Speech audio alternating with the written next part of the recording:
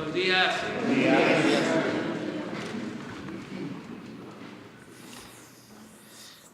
Bueno, el día de hoy vamos a ponernos al corriente, vamos a cumplir con el compromiso que hicimos de informarles sobre la situación de las estancias infantiles. Si ponemos en contexto este tema, debe de decirse que ha generado bastante polémica. Se llegó a mencionar de manera reiterada como campaña que estábamos cancelando lo de las estancias infantiles. Y así se quedó en el imaginario colectivo de que se cancelaban las estancias infantiles, cosa que no es cierto, pero una mentira que se dice muchas veces puede convertirse en verdad.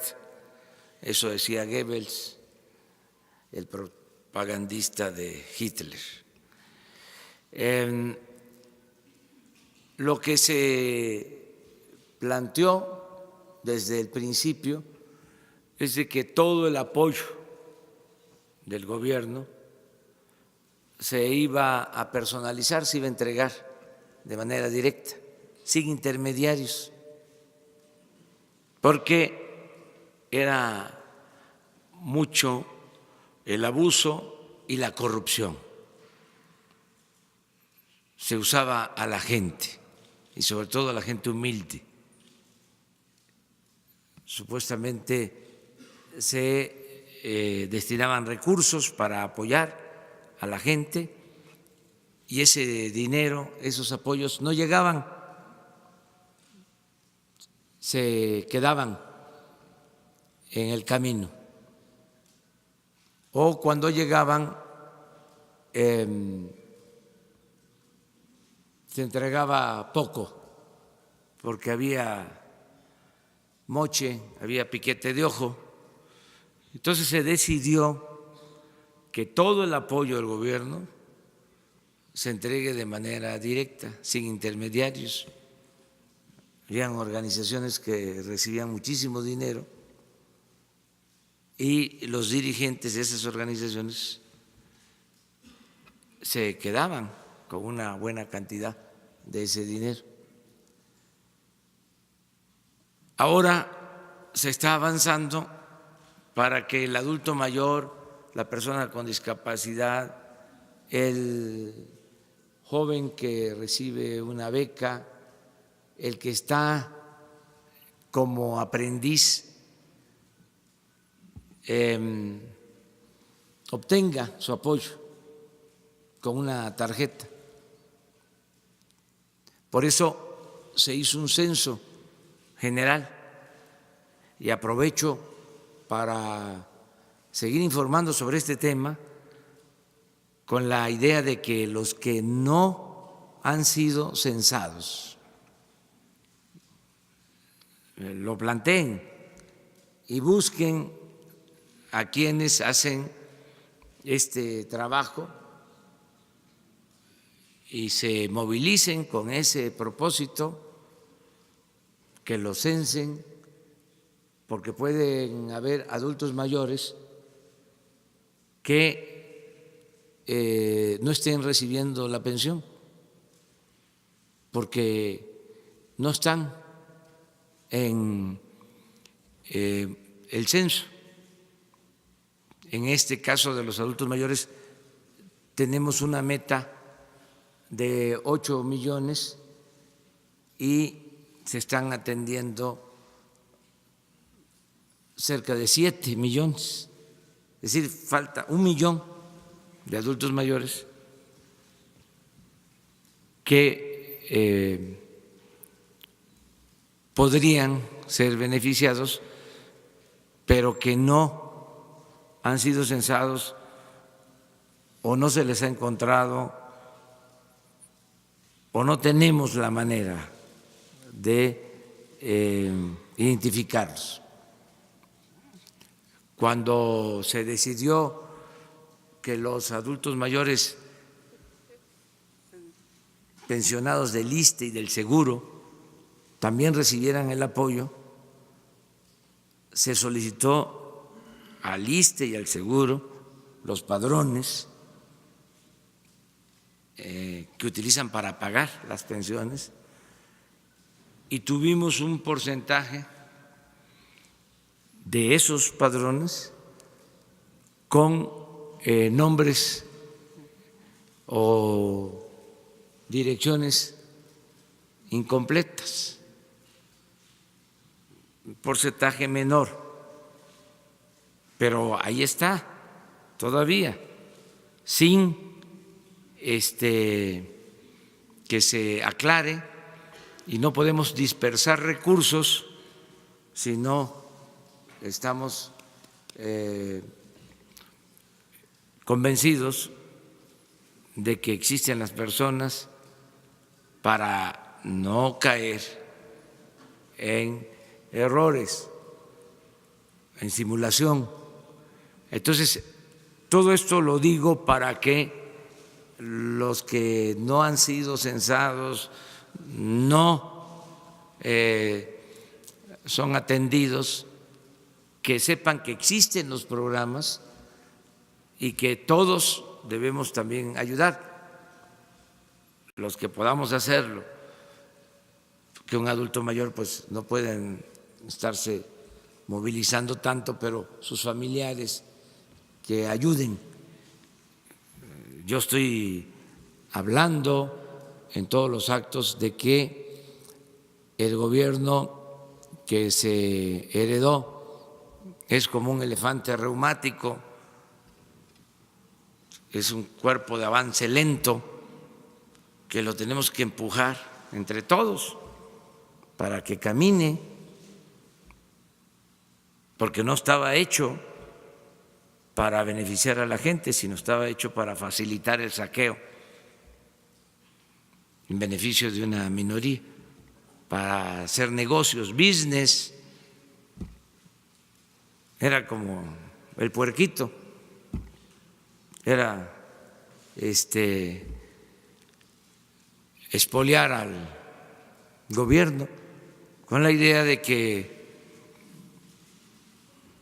¿qué te va a importar a ti estar defendiendo al gobierno o estar defendiendo el presupuesto si no es dinero tuyo? Esa mentalidad que prevaleció durante mucho tiempo. Entonces, ahora se requiere de la participación de todos para que las cosas se hagan bien y se beneficie a la gente que lo necesita, y que todos ayudemos con este propósito.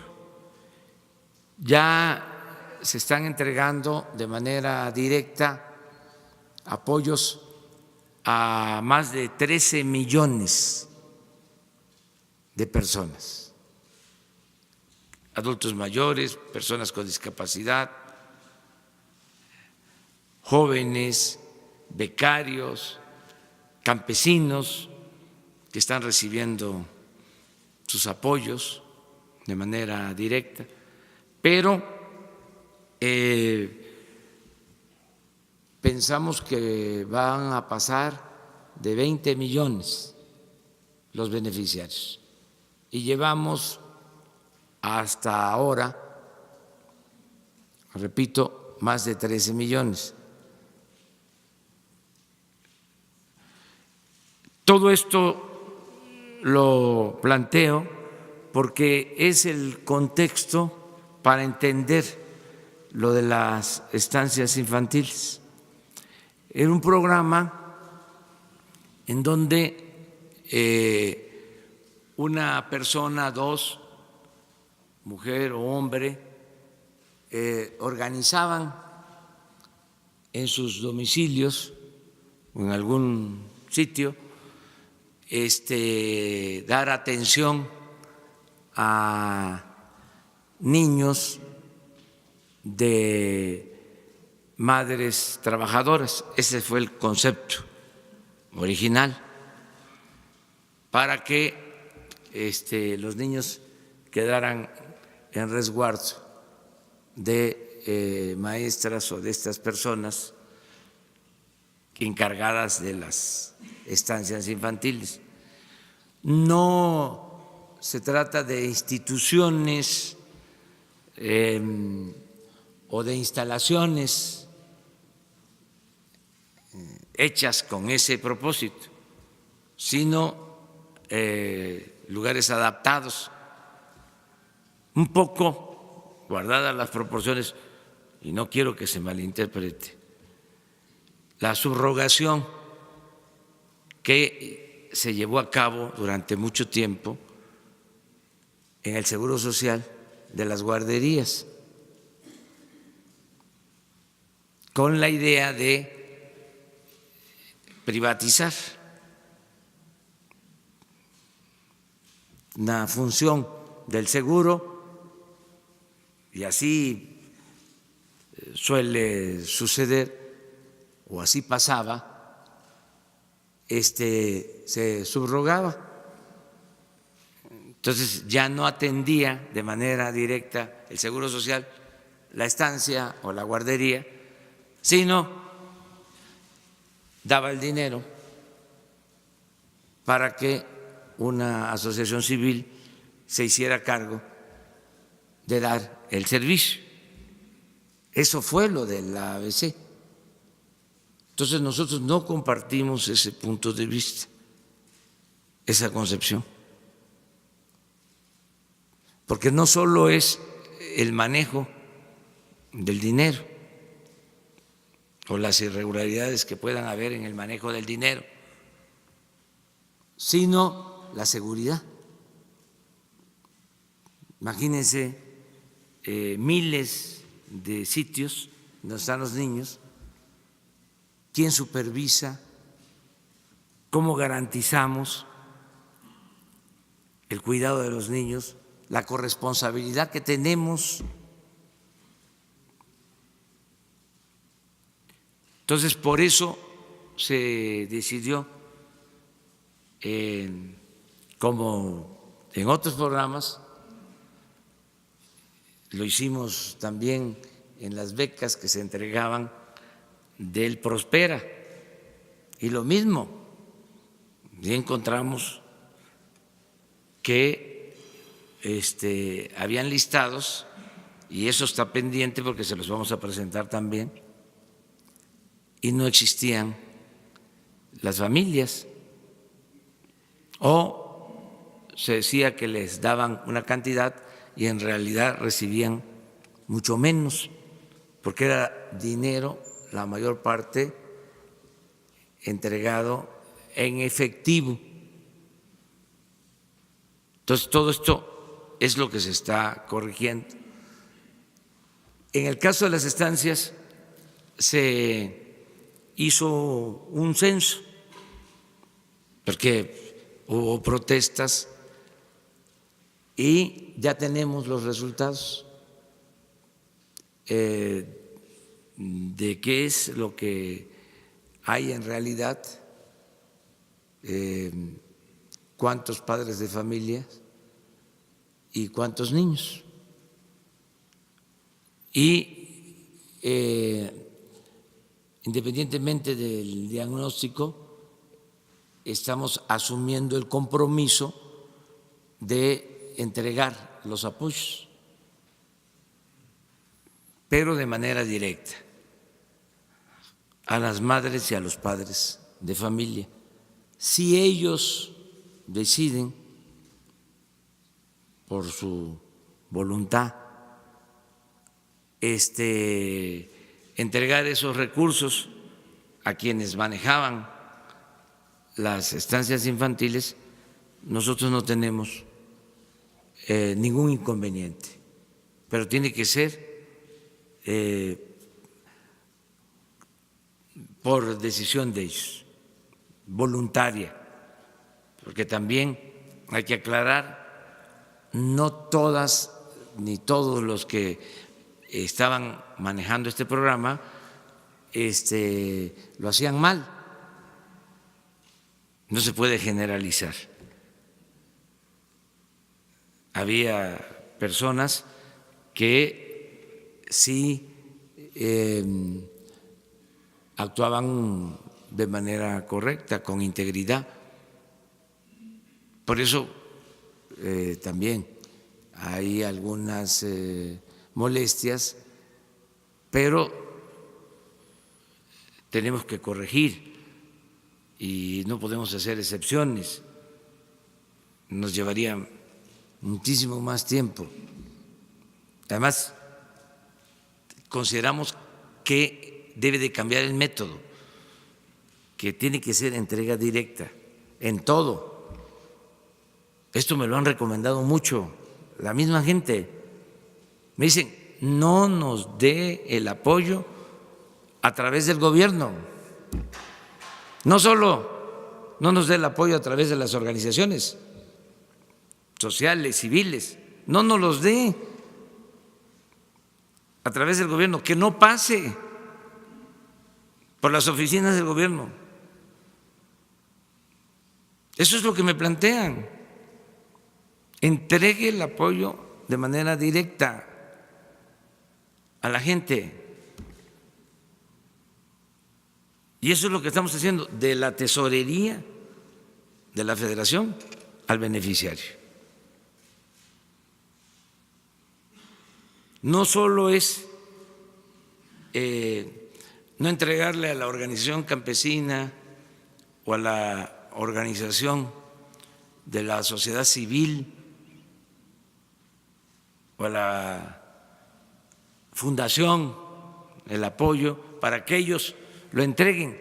La gente no quiere que pase por las oficinas de gobierno, por las secretarías, por los gobiernos estatales, por los gobiernos municipales,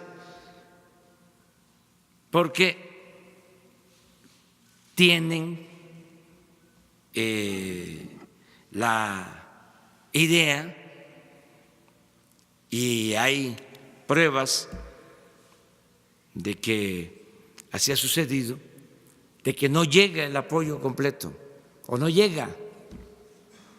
Esto lo vemos, por ejemplo, en el programa de apoyo a comunidades mineras.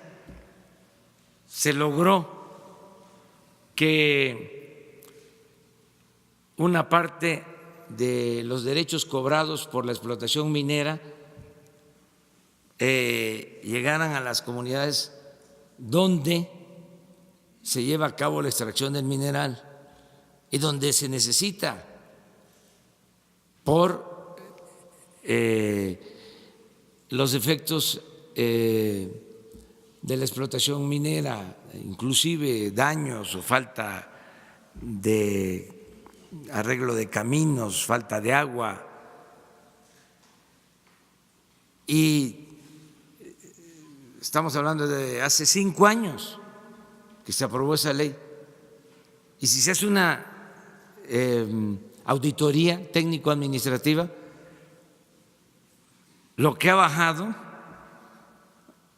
a las comunidades ha sido muy poco, porque se ha quedado en las instancias gubernamentales y ha sido desviado para otras actividades, ha sido transferido el recurso. Entonces ya no queremos eso. Queremos que el apoyo sea lo más personalizado que se pueda. Vamos a explicarles, vamos a informarles cuál fue el resultado del censo que se hizo. Les estoy pidiendo a María Luisa Albores, a Ariana Montiel, que es la secretaria de Bienestar y la subsecretaria encargada de este programa y de otros. Estoy pidiendo que toda esta información la envíe al Instituto de Transparencia, toda la información, para que de acuerdo a los procedimientos legales,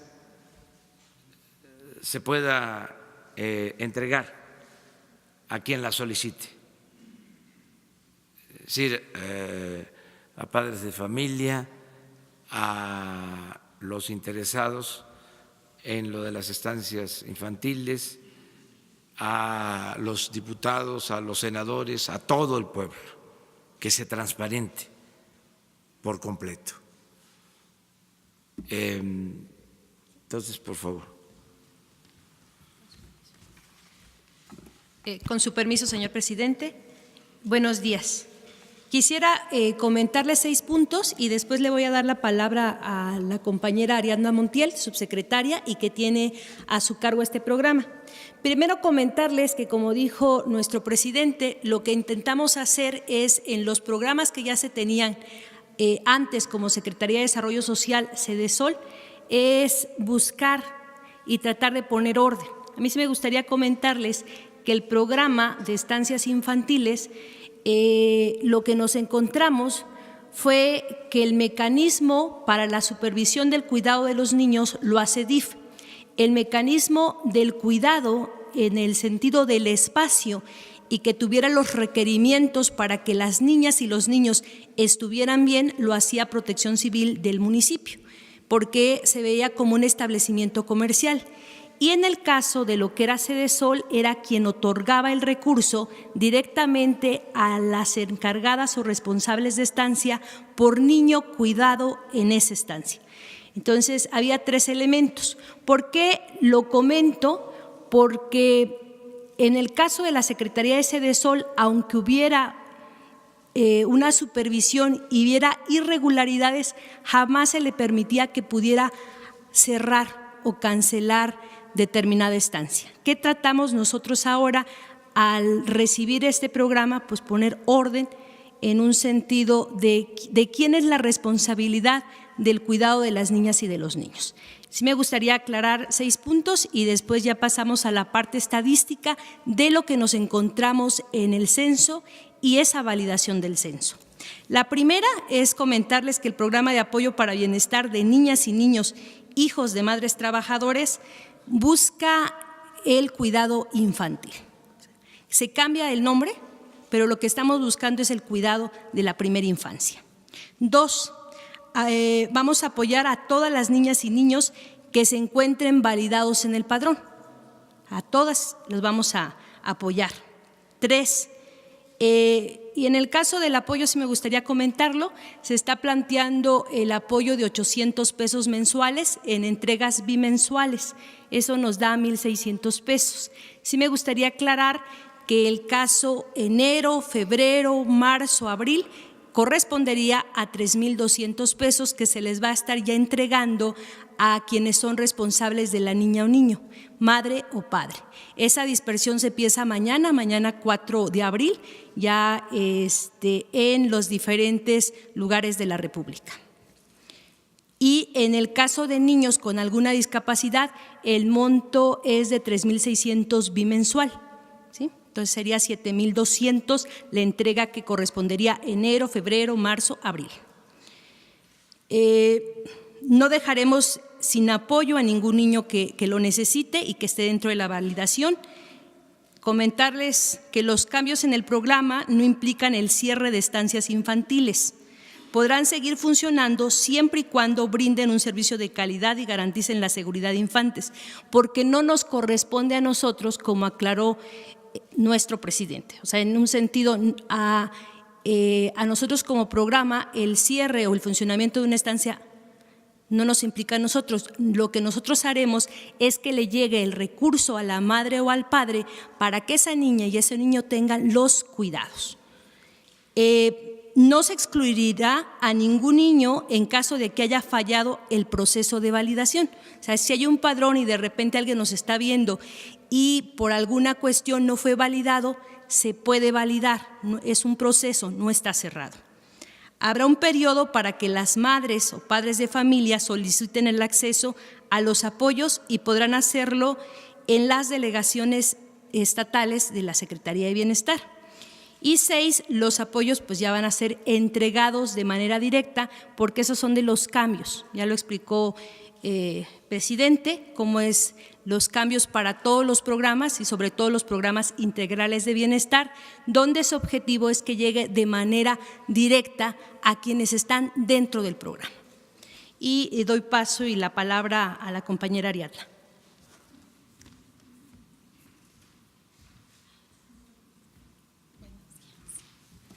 Con su permiso, señor presidente.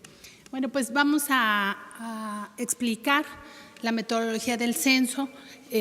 Como ya explicó el presidente, en general todos los programas tienen que ser verificados antes de que pasemos a la entrega de los recursos, porque ha sido una constante que nos hemos encontrado inconsistencias, por lo cual, aunque hemos invertido tiempo en esto, decir que este es el motivo del retraso, hacer una validación física en las viviendas a través de los servidores de la Nación, a quien les agradecemos mucho el esfuerzo que realizan todos los días.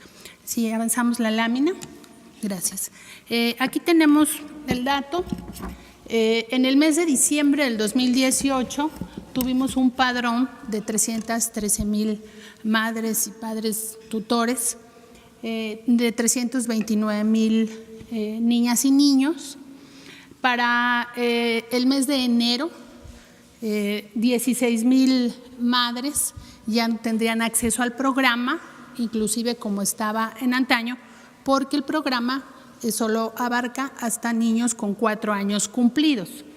De tal manera que 19,000 niños para enero ya no serían beneficiarios del programa bajo ningún esquema. Entonces, bajo el padrón de enero de 2019, estamos hablando de 296,000 madres de familia y 310,000 niños, porque hay madres de familia que tienen 2 niños que estaban dentro del programa.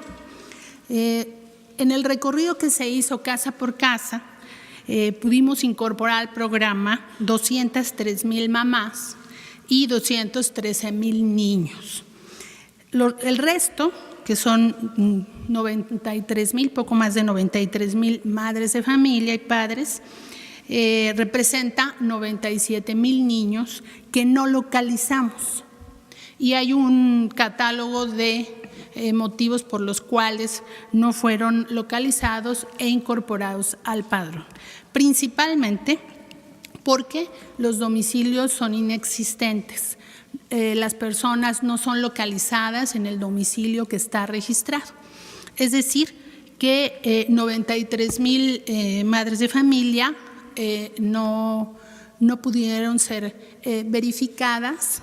Algunas son de cambio de domicilio en la misma colonia y al enterarse que estaba haciéndose el censo se pudo recuperar la incorporación de ellas y de los niños y las niñas también a este padrón. Y 874 madres de familia no aceptaron el programa, que representa el 0.3%. Decir que de estos 203,000 padres, madres o tutores, todos han aceptado por escrito con su firma que el modelo que se les está planteando del programa es correcto y lo aceptan.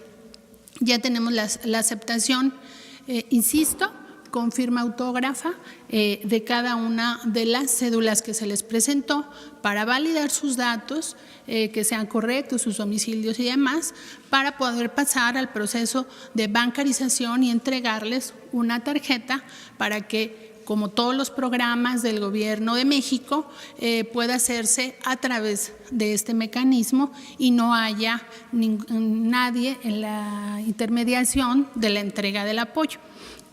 Como ya lo explicó, sí, avanzamos. Como ya lo explicó la secretaria, ha habido inconsistencias. Aquí colocamos en esta lámina los puntos, digamos, que encontramos con mayor consistencia, o se presentaron de manera permanente. Domicilios inconsistentes, calles que no corresponden a las colonias. Esto pasó en los 32 estados. Este mecanismo de que las calles no corresponden a las colonias pasó en los 32 estados y es la gran parte de los 93,000 registros que no están localizados. Registros de personas en un municipio con datos de otro estado, personas que no viven en los domicilios registrados, titulares con registros de hijos en estados diferentes. Encontramos algunas madres que tienen registrado un hijo en Michoacán y otro en Zacatecas, o sea, una inconsistencia ilógica. Niñas y niños que no asisten a la estancia, que nunca asistieron o que dejaron de asistir antes de diciembre del 2018. Estancias sin funcionamiento desde el 2018, cuando se les preguntaba si acudían a determinada estancia, referían que esas estancias no existían ya desde el 2018. Y cambios de domicilios no reportados, tratamos de hacer un esfuerzo en campo de localizar a las que hubieran tenido un cambio de domicilio en la misma zona, pero algunas refieren que hace algunos meses o años ya no viven en ese lugar. De tal manera que ese es, digamos, de manera general el contexto que encontramos en el censo. Como ya lo indicó el presidente, vamos a mandar la información bajo el marco legal de protección de datos, sobre todo de los niños y las niñas, a los órganos de transparencia para que esta información esté a disposición de quien guste consultarla. Tenemos todas y cada una de las cédulas, insisto, con la firma autógrafa de los padres de familia, que nos va a permitir pasar al tema del pago. ¿Sí, damos adelante? Gracias. Bueno, en conclusión, lo que vamos a hacer, ya cómo va a arrancar el programa, insistir, son 203,000 madres y padres de familia, que a ellos se les entregará este apoyo. Niños, 210,000, que tendrán un apoyo de 1,600 pesos bimestrales. Niñas y niños con discapacidad, casi encontramos a la totalidad de los que estaban registrados, son arriba de 3,372. Tendrán un apoyo de 3,600 pesos bimestrales y los niños beneficiados serán 213,000.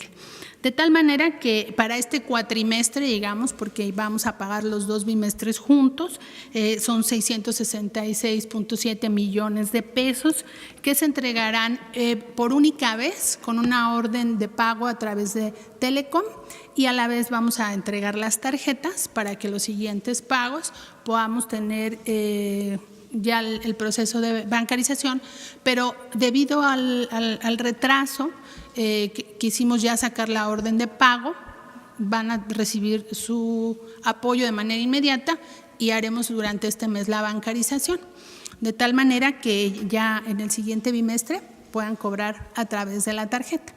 Este es el informe. Pues esto es lo que queríamos informarles.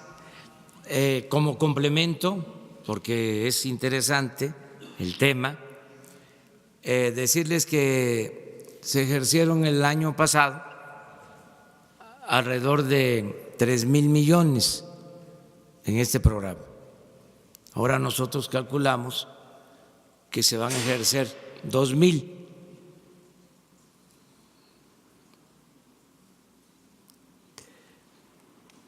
Esto implica un ahorro, aún cuando supuestamente se entregaba más de los 800 pesos, se entregaban 900, aparentemente. De todas formas, estamos hablando de un ahorro considerable, que es para ayudar a más gente necesitada y evitar la corrupción, que no haya corrupción ni arriba ni abajo. Entonces, todo esto pues genera molestias, a veces por la desinformación se piensa que estamos dejando de apoyar a quien lo necesita. Este gobierno, como nunca, se ha visto en la historia, está destinando recursos en favor de la gente humilde, de la gente pobre. Y lo podemos demostrar. Pero no queremos la corrupción, no queremos que continúe lo mismo. Políticamente se manejó este asunto hasta por personas que en el anterior gobierno recibieron dinero así para apoyar causas, para apoyar a migrantes, y el dinero no le llegó a los migrantes, y eso nunca se ha aclarado. Entonces, aunque haya protestas, además, lo he dicho muchas veces, lo creo, es una convicción, tiene que haber críticas, tiene que haber discrepancia, tiene que haber oposición al gobierno, porque eso es consustancial a la democracia. Pero si no tienen razón, nosotros vamos a estar poniendo al descubierto todo. No nos vamos a quedar callados, vamos a ejercer nuestro derecho de réplica. Y bienvenida la crítica, bienvenido el cuestionamiento. Siempre vamos a ser respetuosos, pero tenemos el derecho de aclarar, o sea, de argumentar del por qué hacemos las cosas de una forma o de otra. Entonces, toda la información que se requiera está disponible. Lo mismo para el caso de otros programas, aplica también para este. Si hay madres que no fueron censadas, que faltan de censar, está abierto el programa, pero el porcentaje no encontrado es considerable. Y esto se repite en todos los programas que se aplicaban anteriormente. Los programas de la llamada Secretaría de Desarrollo Social, que está pendiente, que les vamos a presentar igual el reporte de lo que se encontró y de lo que se ejercía y no llegaba a los beneficiarios. Muy bien, pues eso es básicamente.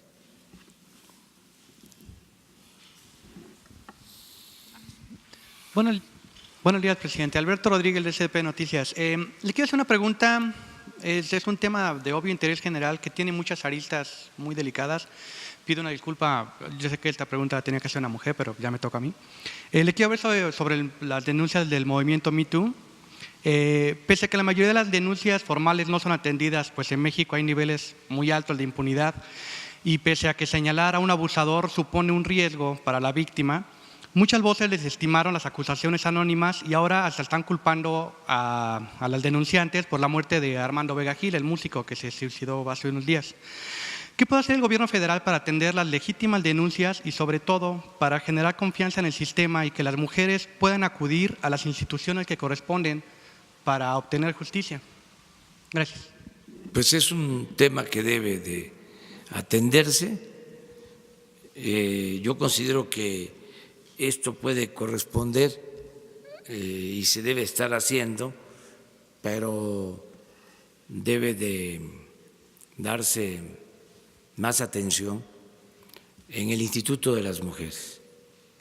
Qué bien que lo planteas, porque sí es un tema que se está debatiendo sobre cómo actuar y cómo evitar, cómo prevenir y cómo también salvaguardar la dignidad de las personas, tanto de el que acusa como el acusado.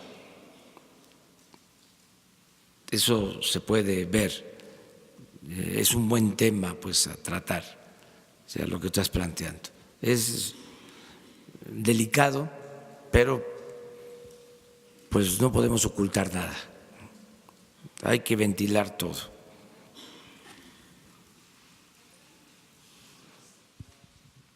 A ver, ustedes dos.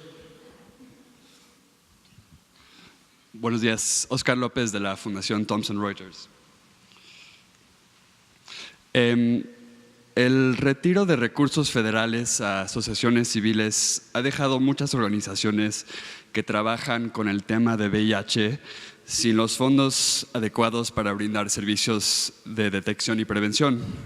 Al mismo tiempo, el cambio de la manera en hacer licitaciones de medicamentos ha dejado un desabasto de medicinas para tratar esta enfermedad. En una época cuando la tasa de esta enfermedad está creciendo en el país, ¿qué hará el gobierno para asegurar que las poblaciones más vulnerables, los pobres, las mujeres transgénero, los hombres gays, entre otros, tengan acceso a las medidas de prevención y tratamiento que podrán salvar sus vidas? Gracias. Todo el apoyo para quienes necesiten medicamentos. No se trata de dejarlos sin protección, al contrario, es atenderlos mejor y que no falten los medicamentos. Hay que buscar la forma, estoy seguro que ya lo está haciendo la Secretaría de Salud. Lo que queremos es acabar con la corrupción en general, porque ese es el cáncer que destruye a México.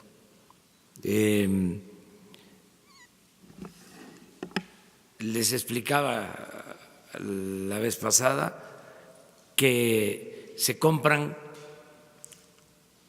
4,000 millones de dólares de medicamentos. Una sola empresa vendió al gobierno 1,300 millones de dólares el año pasado. 3 empresas, el 60% de todos los medicamentos. Y en efecto, no hay medicamentos en centros de salud, en hospitales, con todo ese gasto.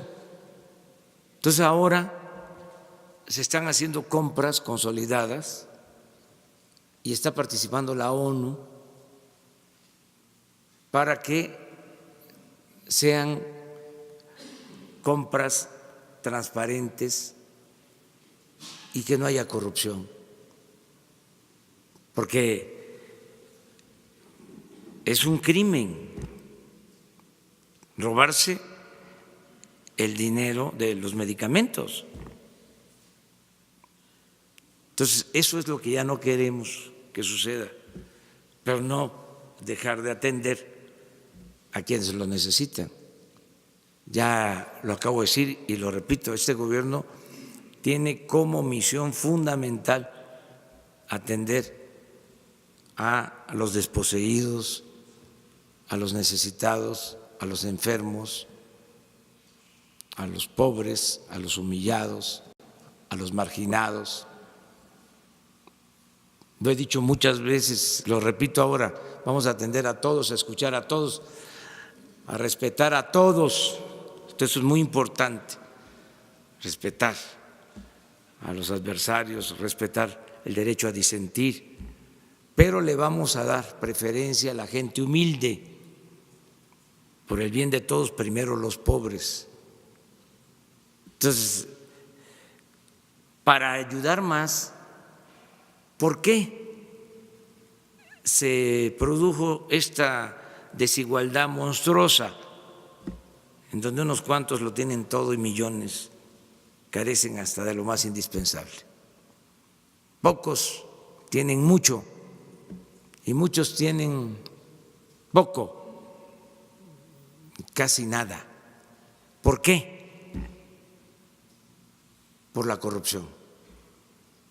Aquí no aplica del todo de que hay una clase, la burguesía, que se queda con las ganancias por la explotación de la clase trabajadora, lo que se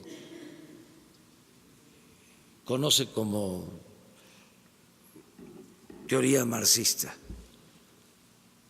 de que se va acumulando el capital por la explotación que se lleva a cabo por parte de una clase en contra del proletariado. No es del todo cierto en el caso de México, o no aplica de manera estricta esta teoría que estudiamos cuando estábamos en la preparatoria o en la universidad, sobre todo en ciencias sociales.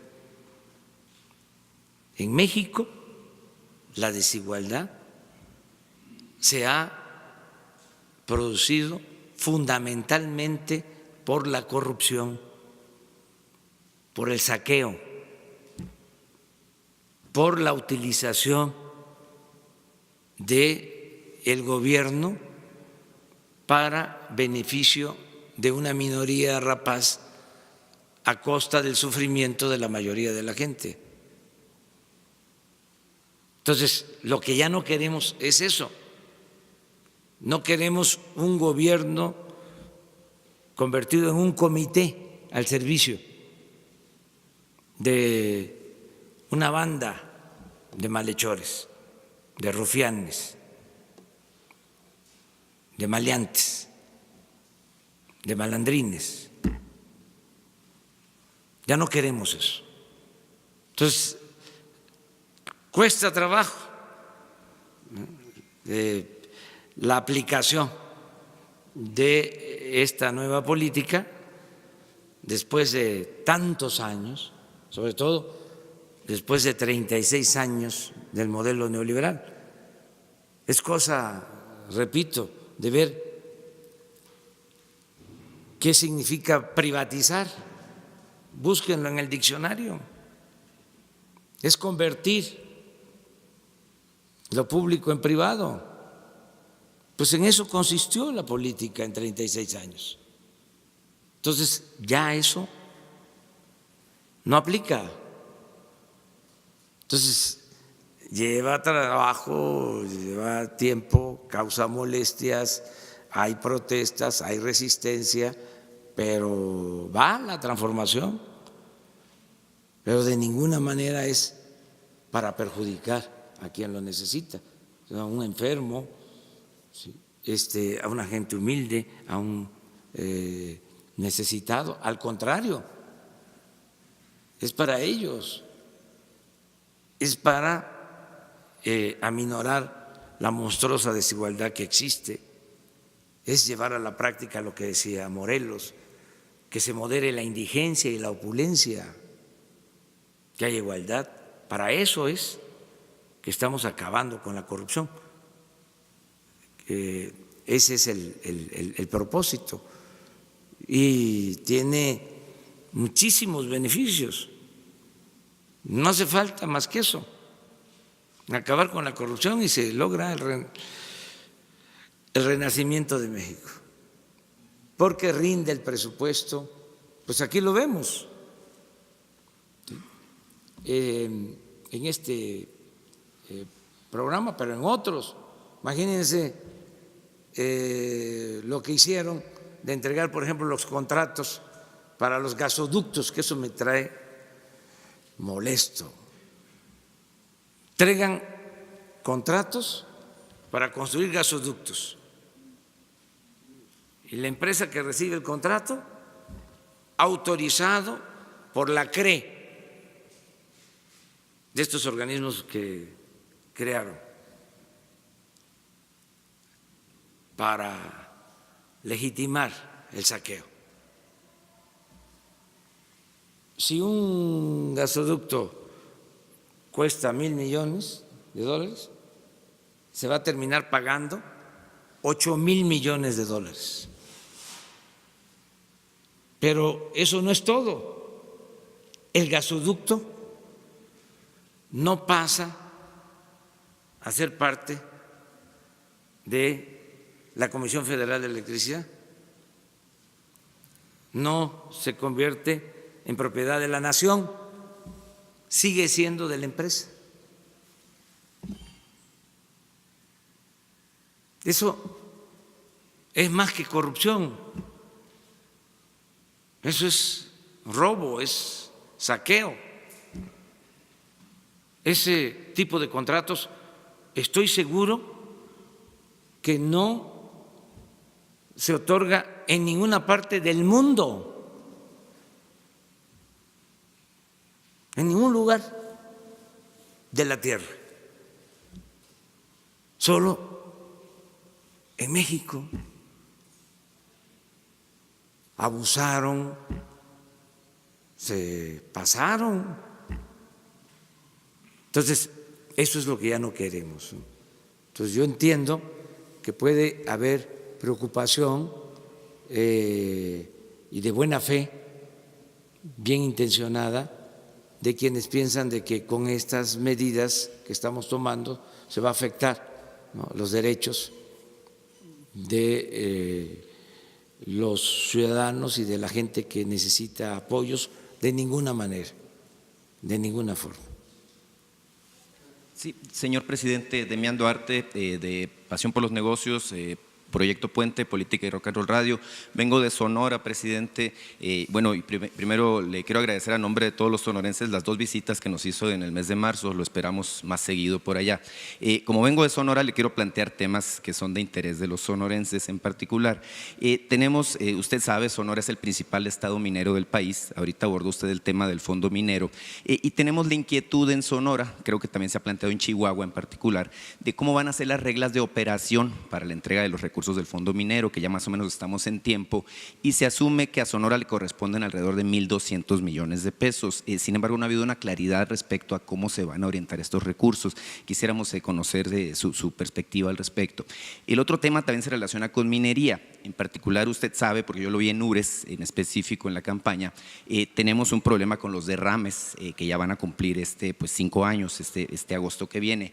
El asunto es que hubo un fideicomiso al que Grupo México aportó 2,000 millones de pesos y bueno, sabemos que se aplicó una parte del fideicomiso, estuvo al frente del fideicomiso Rodolfo Lassi Tamayo, pero hubo una opacidad por alrededor de 800 millones de pesos. Se ha reclamado que se audite y se informe cómo se aplicaron esos recursos y quisiéramos saber, bueno, si hay una perspectiva para que haya una remediación total de los daños ambientales que provocaron estos derrames. El otro tema, señor presidente, tiene que ver con su presencia en San Luis Río Colorado recientemente. Usted habló y refirió el tema de los combustibles en la frontera. En Sonora tenemos 11 municipios que son beneficiarios, sin embargo no ha llegado el tema de la baja en los precios de la gasolina como se ha esperado. Tenemos 3 meses con la zona libre, se entiende que es un elefante, un cuerpo de lento desplazamiento, sin embargo, bueno, los sonorenses esperan una respuesta al respecto. Y el tercero, en términos temáticos, estamos preocupados porque tenemos una reserva de la biosfera, incluso es la reserva más grande de América Latina, se llama El Pinacate. Está tomada desde inicios del mes de marzo por ejidatarios que reclaman derechos de propiedad, no dejan entrar ni siquiera al personal de control de la Semarnat, mucho menos a visitantes, y esto pues provoca una preocupación fuerte porque se trata de una reserva que es incluso más grande que estados completos como Tlaxcala, Colima o Aguascalientes. Quisiéramos, saber si existe la posibilidad de que el gobierno federal intervenga al respecto. Muchas gracias, señor presidente. Muy bien, sí, muy buenas tus preguntas. Ahora me vas a estar recordando una por una, pero vamos a darle respuesta. Y qué bien que estás aquí. Y esto que también sirva para invitar a periodistas de los estados para que hagan sus planteamientos, porque esta conferencia la ven muchos ciudadanos, ¿no?, de Sonora y de todo el país. Entonces, sí, contestarte. Primero, decirte que hay el compromiso, y a mí me sirve mucho para empujar el elefante, hay el compromiso de terminar la carretera, ¿sí?, que atraviesa Sonora para abril o para mayo, que no se puede pasar de ese tiempo. O sea, informo a los sonorenses. Se ha comprometido el ingeniero Cedri Escalante que se termina la carretera, ¿sí?, hasta Nogales. ¿Sí? No voy a ir a inaugurarla porque no es ese el propósito. Seguramente va a estar el secretario de Comunicaciones. Yo voy a estar pendiente de que se terminen las obras, más que de ir a inauguraciones. Es también un cambio. A veces voy a estar más en inicios de obra, porque eso sí me importa, y supervisión de obra. Pero la inauguración, desde luego, la gobernadora, ¿sí?, de Sonora y el secretario de Comunicación. Bueno, en el caso de la minería es parecido, son cosas diferentes a lo de las estancias infantiles. Hablaba yo aquí de que se autorice el dinero y la gente en donde se lleva a cabo la explotación minera ni siquiera sabe que le corresponde un apoyo. Yo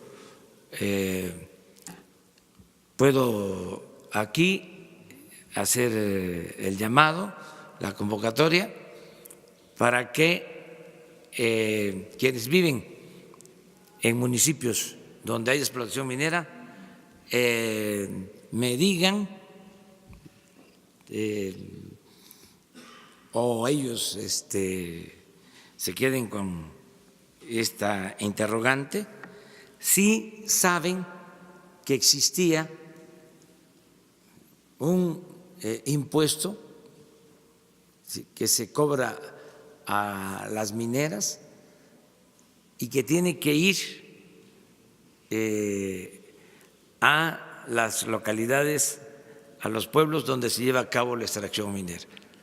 Les puedo garantizar que el 75, el 80% de la población de las zonas mineras no lo sabía, porque esto no se decía, se quedaba nada más arriba, lo sabían los gobernadores y los presidentes municipales, no informaban. Y lo digo porque yo estoy constantemente recorriendo los pueblos y le pregunto a la gente.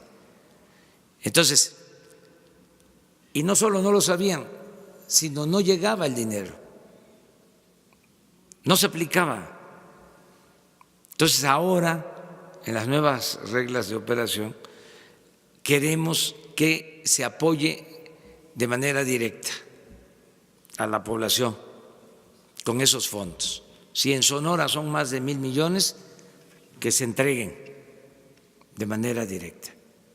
Y una de las formas que se está contemplando es de que se entregue como créditos sin interés, para que los que tengan un pequeño negocio, una pequeña empresa, un taller,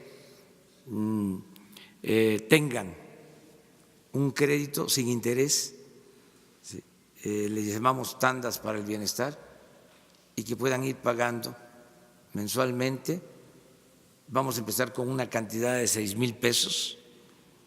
Terminan de pagar esos 6,000 y se les entregan en automático 10,000. Terminan de pagar los 10,000 y 15,000, terminan de pagar los 15,000 y 20,000, y el dinero se mantiene. Si acaso va a haber una merma por el pago de intereses que lo absorbe el fondo y por una posible pérdida que calculamos puede ser cuando mucho del 10% de no pago, porque la mayor parte de la gente en México cumple con sus compromisos. La mayor riqueza de México es la honestidad de su pueblo. Entonces, pensamos que de esta manera se puede ayudar a las poblaciones mineras y se reactiva la economía. Eso por lo que estás planteando sobre la minería. Desde luego, algunas autoridades, sin tener todos los elementos o por querer manejar los fondos como era antes, sin transparencia, se inconformaron y presentaron una controversia constitucional diciendo que nosotros no podemos decidir sobre las reglas de operación de este programa. Nosotros sostenemos, el gobierno federal, que sí podemos tener injerencia para decidir sobre cómo se aplican los fondos. Esto ya está en el Poder Judicial. Vamos a esperar que el Poder Judicial resuelva sobre esta controversia. Acerca de los daños que causó el derrame de desechos de las minas o de la mina del Grupo México en Sonora, en efecto se creó un fideicomiso, pero hay inconformidad, ¿sí? Acerca de el funcionamiento de las plantas de tratamiento. Algunas se instalaron, otras no, y se está revisando este proceso. Decirle a la gente que se va a revisar cómo se aplicaron los fondos y qué se invirtió, qué no se invirtió, y vamos a informar acerca de el tema de la gasolina en la frontera, presidente. El tema de la gasolina, tienes razón, es lo mismo, es empujar el elefante. Estuve por allá, fui a San Luis Río Colorado y ahí sí se está aplicando, sí, pero no en Caborca ni en Nogales. Entonces ya tiene instrucciones la secretaria de Economía, Graciela Márquez, para que sea uniforme, que sea en toda la frontera. Lo mismo quitar trabas para la disminución del impuesto sobre la renta y para la disminución del IVA del 16 al 8%. Lo que sí se está aplicando bien, me consta, es lo del aumento al salario mínimo, pero falta el complemento, o no se está aplicando del todo el programa de zona libre en la frontera, pero ya estamos trabajando sobre eso. Tenemos problemas en Agua Prieta y en Puerto Peñasco también, presidente, en el tema de la gasolina en particular. Se lo comento porque me tocó recorrer directo.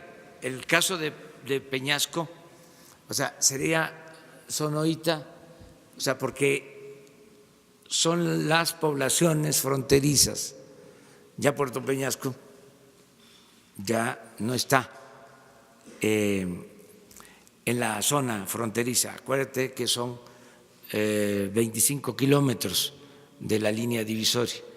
Entonces, de todas formas lo vamos a ver. ¿Qué otra cosa me preguntaste? Sin abusar de su tiempo, presidente, pero el tema de la reserva de la biosfera del Pinacate para Sí. nosotros es muy importante porque recibimos visitantes de todo el mundo y es una de las, digamos, imágenes icónicas de nuestro estado, es donde protegemos la fauna y la flora de nuestro desierto, ¿no? Tomamos nota y desde ahora se ve, y mañana en la mañana, en la reunión de seguridad, que coordina precisamente un sonorense,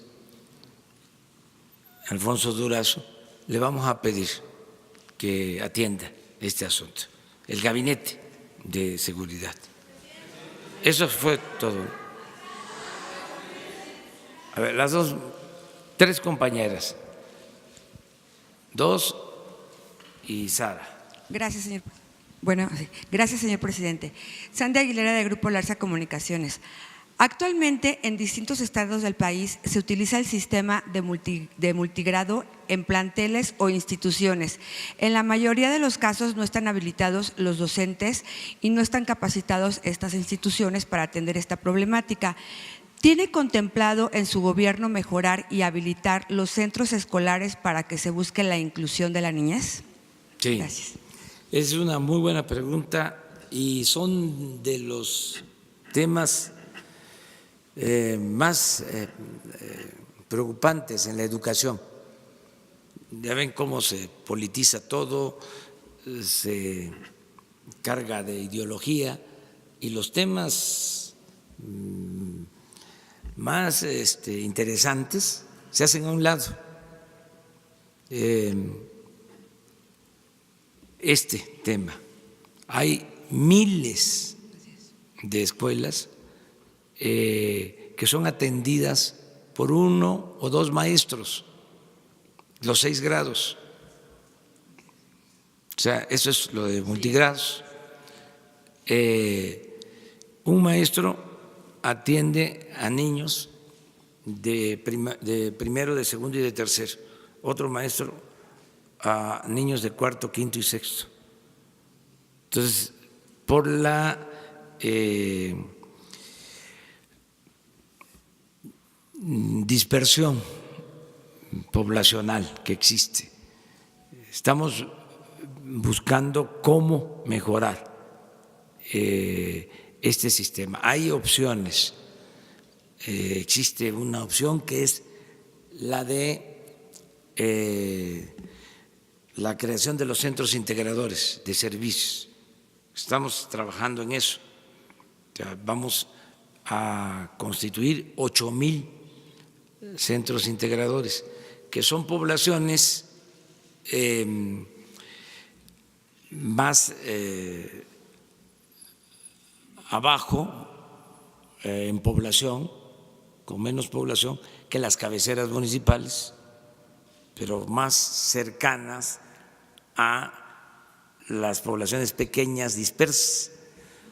Entonces, en estos centros integradores, ¿sí?, queremos crear las escuelas o tener escuelas albergues, ¿sí?, completas.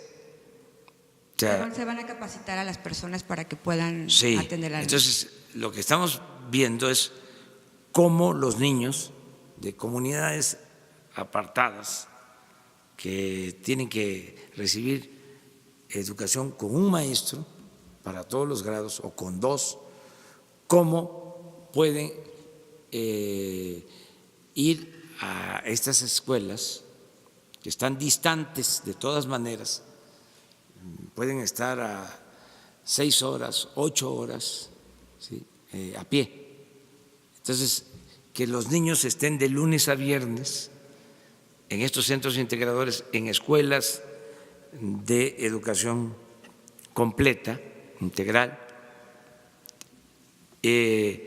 también con actividades relacionadas con la producción, con oficios, ¿sí?, talleres, ¿sí?, actividades agropecuarias, ¿sí?, en albergues, que puedan vivir ahí, que puedan tener alimentación y irse los viernes por la tarde a sus comunidades con sus padres. y regresar muy temprano el lunes o los domingos.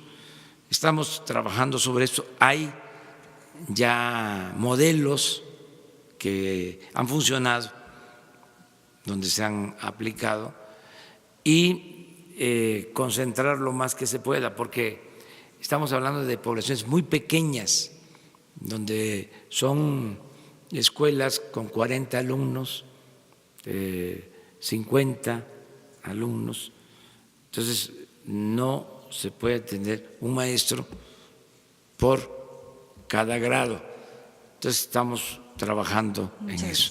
Qué bien que lo planteas, que esos son de los grandes problemas. No tengo el dato exacto, mañana lo voy a tener, pero estoy seguro, ahí sí me dejo de llamar Andrés Manuel, que la mayoría de las escuelas son multigrados en el país.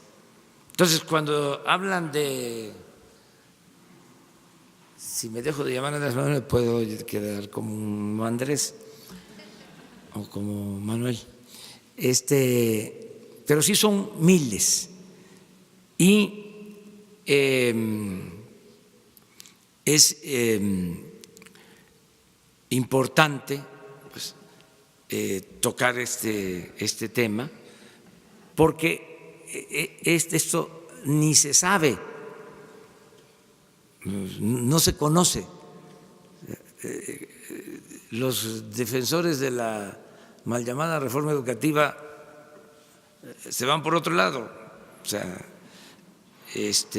no atienden esto, que es lo que debería de importarnos. Luego, otro tema, la deserción escolar. En esas situaciones muchos niños ya no pueden seguir estudiando. ¿Sí? La deserción en el nivel medio superior, que es preocupante, los que entran a la preparatoria y no terminan, es el porcentaje mayor. Entonces, son los temas que tenemos que atender en lo educativo. Quedamos cerca de la compañera. Buenos días, presidente. Soy Jocelyn Gutiérrez, de Político. Perdón. Jesús, ¿no puedes ver el dato? 43% de las escuelas. Ya perdí. 43% de las escuelas son multigrado. Sí, muchísimas. Jocelyn Gutiérrez, de Político.mx, para preguntarle dos cuestionamientos, presidente, y si me permite hacerle una pregunta a las secretarias de Bienestar. Comenzando primero, que el Senado ya aprobó la elegibilidad de las ternas para la CRE. De hecho, esta misma semana podrían ser votadas para elegir a los próximos comisionados de la comisión, ¿no? Senadores como Xochitl Gálvez siguen criticando los perfiles que usted mandó al Senado. En este caso, ¿qué les pide usted o cuál es el llamado que le hace a la oposición en este caso? También para preguntarle sobre el gobernador de Tabasco, Adán Augusto, desmintió a la asociación de alto al secuestro, declaró que no hay un aumento en este delito en el estado, y también declaró que aumentó lo que es el homicidio doloso debido al huachicol y al narcotráfico. Me gustaría saber qué piensa usted sobre la situación actual de la seguridad en su tierra natal, Tabasco. Bueno, ojalá y se aprueben las ternas que se enviaron para la CRE. Hay diferencias, es natural, porque también es otro método. Antes se negociaba ahí los partidos, 2 partidos para mí y 2 para el otro. Así era, y ahora ya no es así. Entonces ahí andan con sus listas queriendo meter ellos a sus allegados. Y además es un asunto, pues imaginen, la CRE, que fue la que autorizó todos estos contratos leoninos. O sea, son los representantes, o eran representantes, de grupos de intereses creados, hasta con conflictos de intereses. Entonces, no les conviene. Ahora, son técnicos y es gente honesta la que se envió. Entonces, el otro día un periódico, ¿no?, a Prensa Fifí, diciendo que uno de los que envié vende perfumes.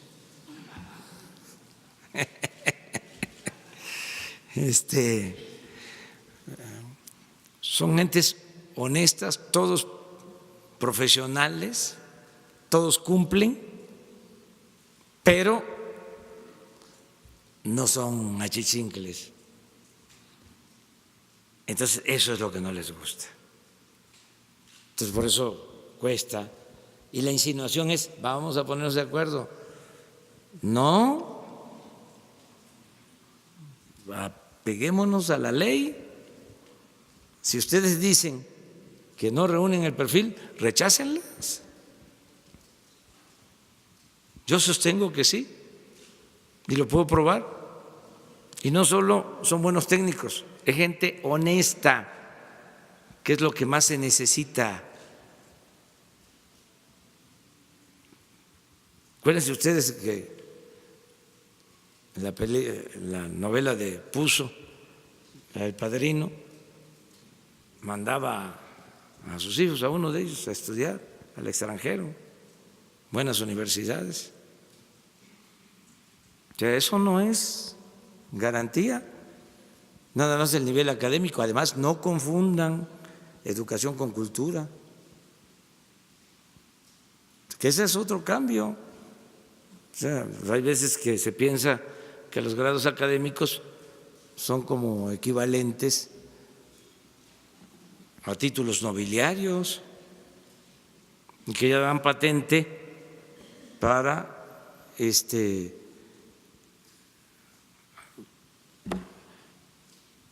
cometer actos de corrupción. Porque viene de estudiar en una universidad del extranjero famosa, de gran prestigio, ya por eso, ¿no?, pues es experto. Pues no.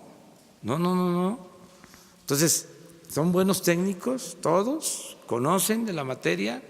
El otro día fue el ingeniero Celestino, ya se los platicaba. Dije aquí, es uno de los que va en la terna. Es el que sabe más de refinería en este país. Y le dije, el asunto es que tiene 85 años, está, pero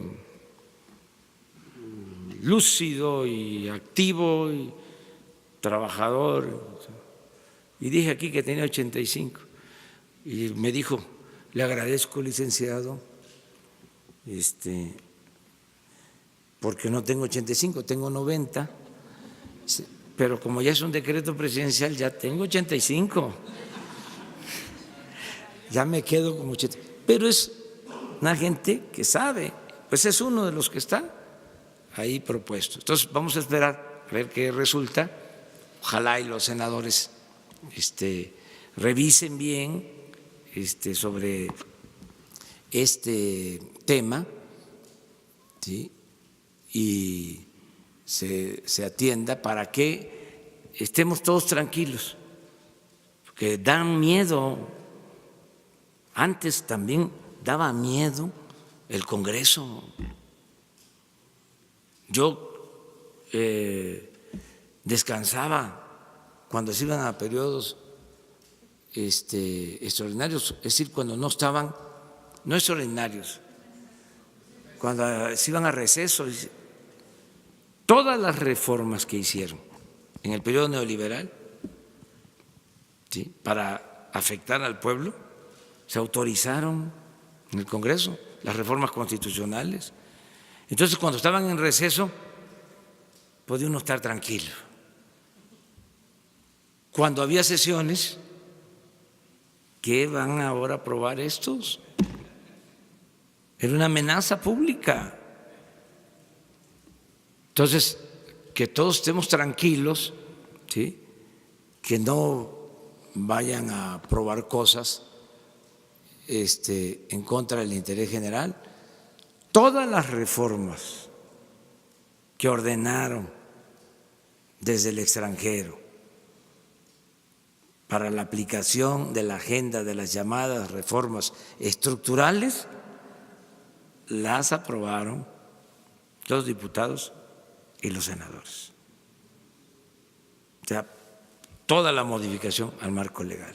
Hasta se puede hacer el relato, pero entonces ahora ya no, ahora ya hay más tranquilidad, que los legisladores actúan con independencia, no hay consigna para que aprueben determinada política, ¿no? Entonces, eso es lo que puedo contestarte, ojalá y se resuelva pronto. Lo otro… Gracias. Lo otro, le comentaba que el gobernador de Tabasco, Adán Augusto. Sí, mire, todos los días vemos qué sucede en los estados, y Tabasco tiene en incidencia delictiva, vamos a decir que está a la mitad de la tabla en incidencia delictiva, en homicidios, en robos, en secuestros, a la mitad. Ayer, por ejemplo, esto me da gusto, no es para cantar victoria, pero ayer de los 32 estados, lo puedo probar, es más, ojalá y pasen la tabla hoy, ¿sí?, de los homicidios, hubieron 15 estados sin homicidio, de los 32. Eso es alentador, claro. Eso fue ayer, ¿sí? Alrededor de 70 homicidios el día de ayer. Entonces, todos los días estamos viendo. Por ejemplo, ayer de los estados con más homicidio, Chihuahua y a ver si el Estado de México, a ver si me equivoco. Miren, eso fue lo de ayer, homicidios. Pero cuenten donde no hubo. ¿Cuántos son?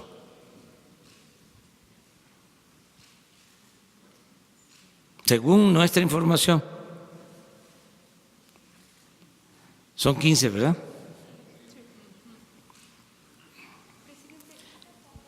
62. Hay otras fuentes, pero la nuestra es esa. Entonces les hablaba yo de Chihuahua, 10, y el Estado de México. Presidente, y aquí nos preguntamos si hay alguna forma Por cierto, de que pueda… ¿Tabasco cuántos tiene? Bueno, no hubo ayer. ¿Esa incidencia la podría presentar diariamente con base en las reuniones de gabinete? ¿Es una forma de medir y de… Nosotros estamos desde las 6 de la mañana viendo esto. mostrarla, digamos, como una rutina informativa? Ya se hace pública todos los días. Pero no tiene exacto. O sea, viene como el… Ya, va por estado. Sí. Pero todos los días, esta es nuestra preocupación, Pero no solo nos preocupamos, nos ocupamos. Y a partir de esto es que tomamos decisiones. Por ejemplo, si Baja California traemos 4, cuando llegamos a tener solo en Tijuana 20, es que nos está funcionando el plan. Por ejemplo, Guanajuato, que siempre había estado arriba, ¿cuántos trae ahora? 2. Y Jalisco es otro estado complicado. ¿Cuánto trae? 4.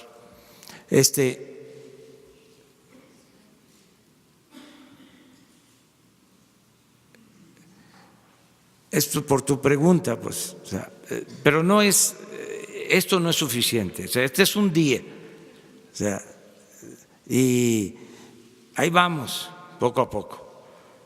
Desde luego, esto va a mejorar. Este es un desafío, un reto. Nada más que necesitamos la integración de la Guardia Nacional, todo lo que estamos haciendo. Pronto les vamos a presentar, muy pronto estamos trabajando el plan para reducir el consumo de drogas en jóvenes, porque estamos convencidos que si no bajamos el consumo de la droga, si sigue aumentando el consumo de droga, no vamos a poder detener la violencia. Entonces, es primero el daño que ocasionan las drogas que se están consumiendo, el cristal, las famosas cocinas. Entonces, queremos, es como un plan de atención a los jóvenes.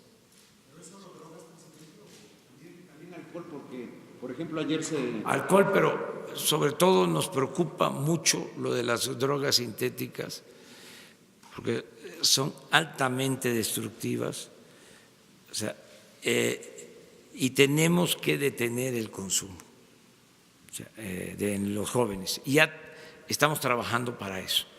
O sea, va a haber un plan. Así como lo hicimos con el huachicol, que dijimos va a enfrentarse esto, así estamos haciendo el plan para lo de la atención a los jóvenes. Yo le preguntaba por el alcohol porque ayer se publicó una encuesta en la que refería, digamos, el índice de alcoholismo, se enfocó más al, digamos, a jóvenes entre 18 y 29 años que tienen que ver con el programa de jóvenes, y se decía que al menos 1 de cada 10 está inmerso en el alcoholismo. Sí, estamos trabajando en el diagnóstico para saber, o sea, no se puede transformar una realidad que no se conoce. Entonces, queremos conocer bien cómo está el consumo, cómo se ha comportado el consumo de alcohol, el consumo de droga de un tiempo a la fecha, porque es muy grave el aumento en el consumo, porque la población mexicana, por nuestras culturas, no hay que olvidar que la cultura es la que nos salva siempre.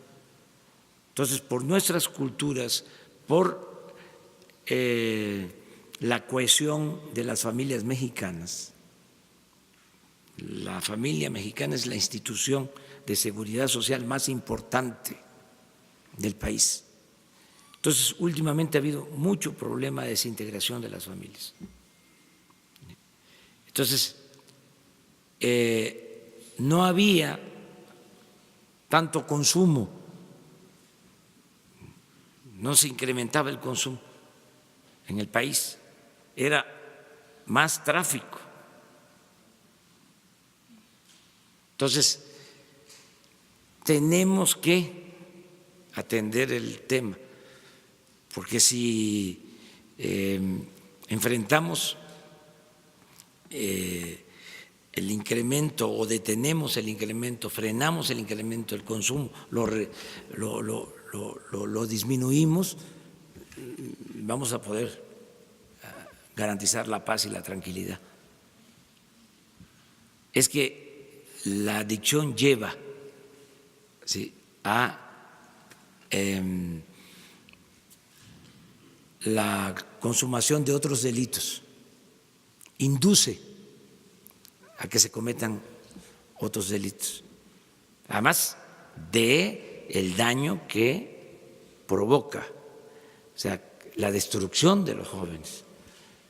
Entonces, ese es un tema importantísimo, es un tema prioritario que vamos a atender. Ya estamos trabajando sobre eso y ya esto va a ser acompañado por una campaña, pero no queremos nada más la campaña, no es nada más no consumas o no caigas en las garras de los delincuentes o no te destruyas, sino dar opciones, alternativas, ¿sí?, a los jóvenes, tanto a los jóvenes para que no caigan en la drogadicción, campaña preventiva. Hay madres que me dicen, le encargo lo de la atención a los jóvenes, desesperadas, o sea, por eso la comunicación con la gente, porque las mismas mamás, los padres están preocupados por esto. Entonces, primero lo preventivo y también que ya cuando hay adicción, ¿cómo? ¿Sí? Recuperar a los jóvenes. Por eso también el programa Jóvenes Construyendo el Futuro es preventivo, o sea, de que el joven tenga opciones, tenga alternativas, pero no es suficiente. Hace falta un plan integral, que es el que vamos a trabajar. Ayer la Marina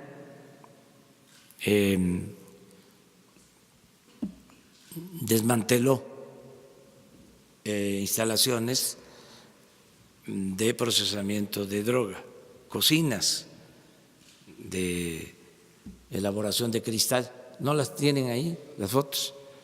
Ya con esto terminamos, que nos ampliamos mucho hoy.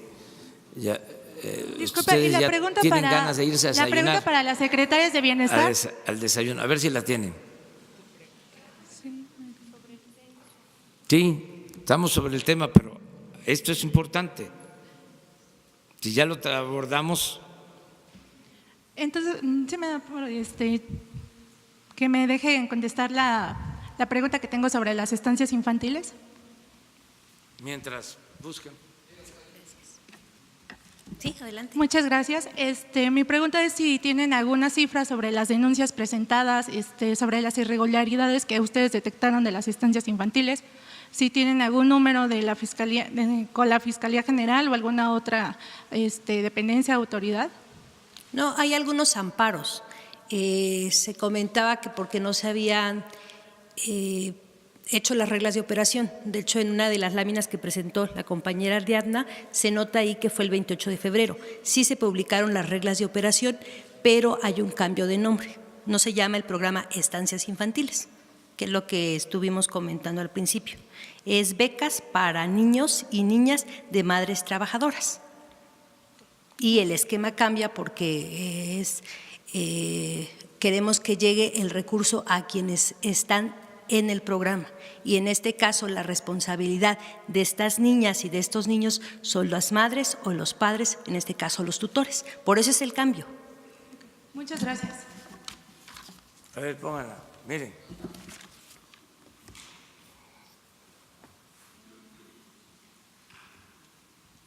Este es un problema.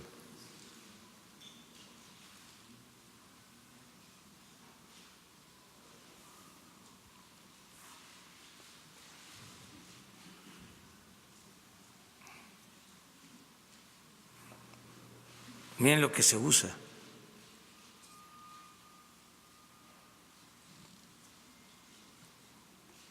Esto es terrible, destructivo. ¿Mande? Sinaloa.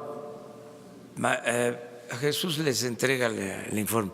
Esto por lo general, esto no lo damos a conocer siempre porque pues tiene que ver con las acciones que se llevan a cabo, pero ahora como sale el tema y nos importa mucho lo del plan de prevención, y nos están viendo, ¿sí?, que se sepa para que ya todos ayudemos también en este plan, así como se ayudó con lo del huachicol, que nos ayuden todos. Vamos a rescatar a los jóvenes, nunca más darle la espalda a los jóvenes. Muy bien, terminamos con Sara. Mañana nos vamos a ver y pasado mañana vamos por cierto, vamos a estar en Jalisco. Buenos días, presidente. Preguntarle, por un lado, en el tema de la frontera, esta lentitud en los cruces, entendemos que hay algunos cierres parciales en algunas garitas. Si usted tiene informes de qué impacto económico tiene estos cierres y qué se va a hacer para evitarlos, o esta lentitud. Y por otro lado, si se está hablando con autoridades de Estados Unidos, y en este mismo tema, ¿cómo toma usted el discurso del presidente Trump, que por un lado dice que hay una emergencia nacional hoy en la mañana y ayer decía que México está haciendo mucho por detener a los migrantes? ¿Hay detenciones de migrantes en la frontera sur del país? Gracias. Tengo otra pregunta, si quiere después. Sí, mire, es un tema que ya se está atendiendo. Hay muy buena comunicación con el gobierno de Estados Unidos. El secretario de Relaciones Exteriores, Marcelo Ebrard, tiene comunicación permanente. Nosotros estamos ayudando, lo vamos a seguir haciendo para que se evite un conflicto, que mantengamos abierta la frontera. Hasta ahora les puedo decir que están abiertos los cauces, las garitas, no hay ningún problema. ¿La lentitud qué implica? ¿Cuánto implica de pérdidas? No es significativa, no hay problemas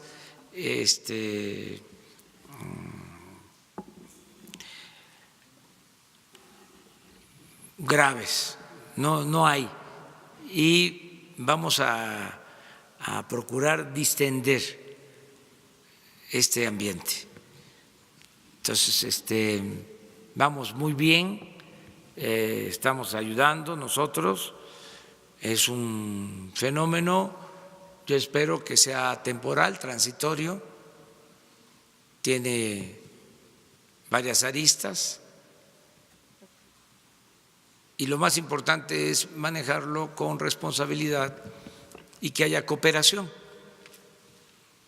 entre todos, que los gobiernos actuemos de manera conjunta, que se mantenga la comunicación en la frontera. No nos conviene a nadie el cierre de fronteras. No es lo más recomendable. Yo celebro que ya el gobierno de Estados Unidos esté reconociendo que nosotros estamos ayudando, lo vamos a seguir haciendo. vamos a seguir apoyando con mucho cuidado, con mucha cautela, porque se trata de un fenómeno que surge por la desatención a la gente. Yo les hablaba que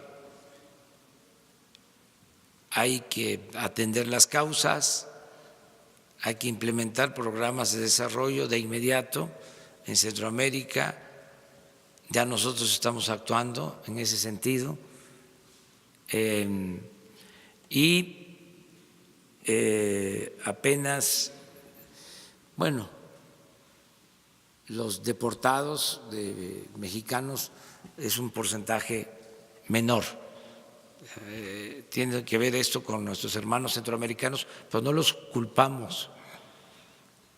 Esto tiene que ver con la necesidad.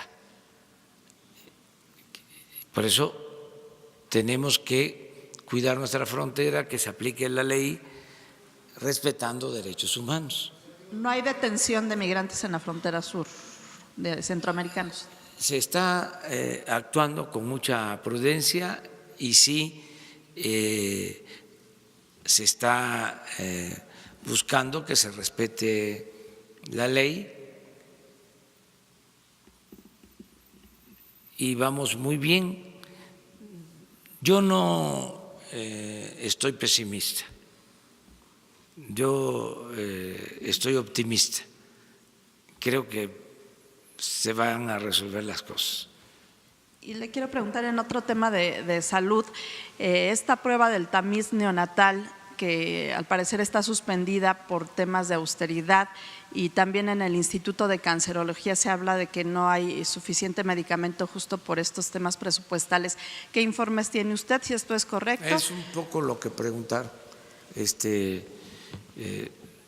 No faltan medicamentos, no deja de haber presiones. Pues imagínense si se rayaban, pues no les gusta que se les acabe el negocio, era una mina de oro.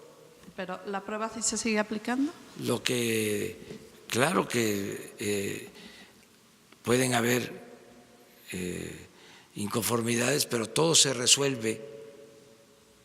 Esto que estás planteando ahora, si se estuviese presentando, ¿sí?, hoy mismo el doctor Jorge Alcocer lo va a atender, ¿sí?, y son, ahora sí que disculpen por las molestias que estas obras ocasionan, pero la corrupción la vamos a acabar, ¿sí? Y además es interesantísimo, no se aburre uno cuando hay polémica.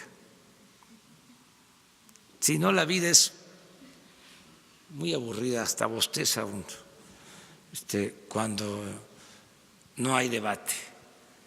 O sea, la democracia tiene eso, ¿no?, un gran atractivo, es un estímulo, es el mantener una sociedad viva, avispada, despierta, ¿no?, demandante. Eso es la democracia, eso es lo que queremos. No ciudadanos imaginarios, sino ciudadanos de verdad. Entonces estamos viviendo un tiempo muy interesante, de mucha participación. Muchísimas gracias. Gracias.